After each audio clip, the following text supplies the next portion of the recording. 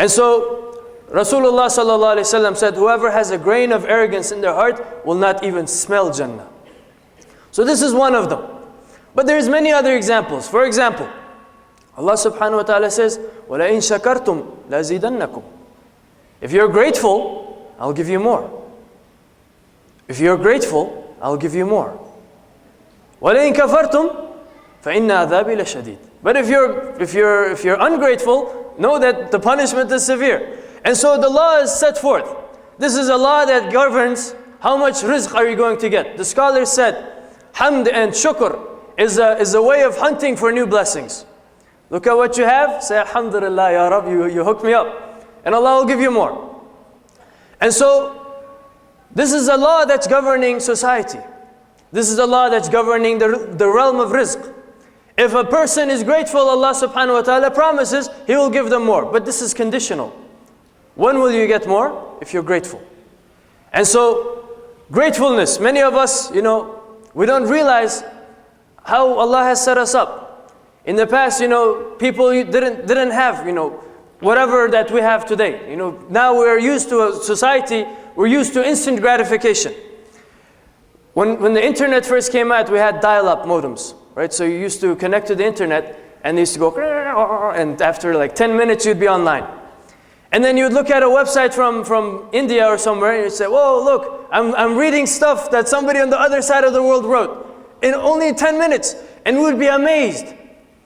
But as Allah gave us more technology and everything, we became used to instant gratification. Whatever our desires are, we have them met like this. Fast food. You want food? 10 minutes. Call in, your food is ready. Now, not even 10 minutes. Go stop by the drive-thru, say I want this burger and that thing. That's it, it's ready.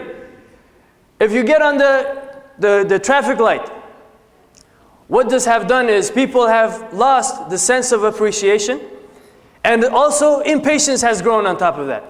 So you're on the traffic light turned red, you're standing, now it turns green. If you stay 2 seconds or 3 seconds, the guy behind you starts going crazy. Come on, move.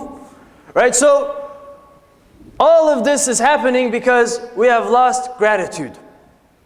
And when gratitude is gone, there is no taste in the things that we have. The satisfaction that's there will be gone. One of the scholars said, if you are stuck in the desert, and he was talking to a king. He said, King, if you are stuck in the desert, and you have all your kingdom, but you don't have water, and I happen to have a cup of water, how much of your kingdom will you give me for half a cup of water? He said, half of it. He said, and if you couldn't, after you drank that half a cup of water, you couldn't use the bathroom, like it got stuck in your system somewhere. How much of your kingdom would you give to release yourself? He said, the other half. He said, what's all this kingdom if it's not even worth a cup of water?